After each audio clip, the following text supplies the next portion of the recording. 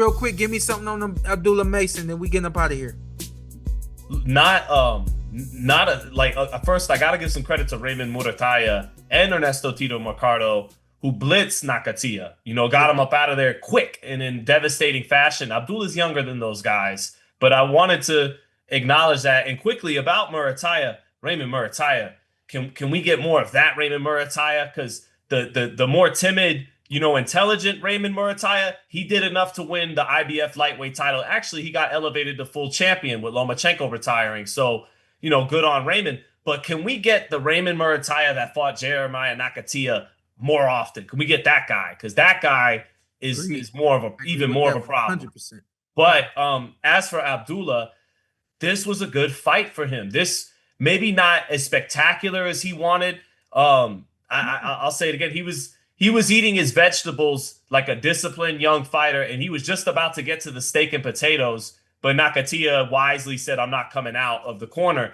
But Abdullah's been in a way overzealous. He wants the knockout. He wants to get into the pocket and kill you with that left uppercut. And it's what's made him so exciting, that he has the length and the speed and the power to, if he wants to, keep it on the outside, take his time. But this kid, early in his prospect tenure, is a knockout artist who believes in his power at 135.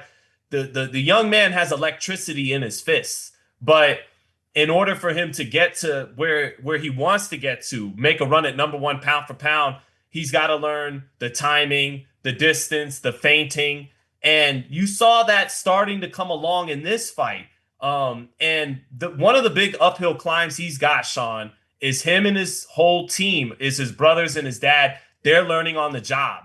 Right. They're not like Shakur and Haney and Tank, and they're not getting all the game from the Roy Jones and the Floyd Mayweathers and the Bud Crawfords. They're learning it as they go along. Mm-hmm. So that's the stuff he has to add to that great foundation he has of speed and power. And if he could develop all the feints and all the tricks and the IQ, and he's going to be a monster. But in this fight, you saw him take some strides in that area. All Nakathila was really going to give him was the jab. And Nakathila, being a crafty vet, the positioning with his right hand, it made Abdullah have to be honest. He couldn't get overzealous.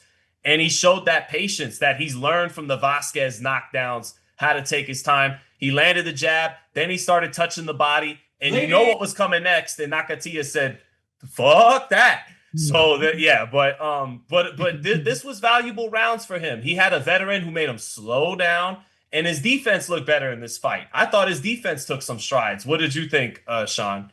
I mean, I'm not even going. I don't need to go into it. This was the fight that he needed, the fight that I personally have been waiting on, and what I tell y'all about on the PorterWay Podcast all the time. Fighters need fights that are going to mature them. This is a fight that matured him instantly, overnight, working on the things they worked on in the gym. You bring it to the ring, somebody's not giving you something, and you have to find what they are giving you. Top to bottom, I thought he did a really good job. And, the patience is something that all young fighters need to learn. And we all get, overzealous with our power that some of us that we didn't know we had, others that, we knew we had. And it's like, every fight's going to go this way. When it doesn't, what do you do then? So, man, big salute to the Abdullah, to the Mason family. I thought that, this was a complete performance from him against a veteran fighter. Perfect timing for him. Sean, Abdullah, one thing that stuck out to me when I talked to him, he loves Sugar Ray Robinson. He loves studying fighters from the black and white days. And a lot of the guys that have come up recently, we talked about from Tio to Devin to Tank and now Keyshawn, they have struggled at varying degrees with the money and the success that comes with being a young champion. Right. Do you think Abdullah is going to handle that better if and when we get there?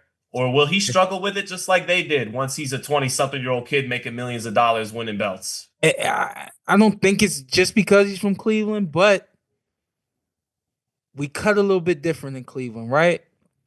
I see his humility. I see the fact that he wants his brothers around him, he wants his family around him, and even though he's growing at lightning speed and they aren't, he's still got them in front of him, and he still got them right next to him. And the way he moves, he doesn't move as if they're around me. He moves as if I'm with them and they with me. So I don't think that it's going to be an issue for him. I think that he's taking everything in stride the way that he's supposed to. He's even growing from that standpoint when he does his interviews and things of that nature. Very, very impressive young man.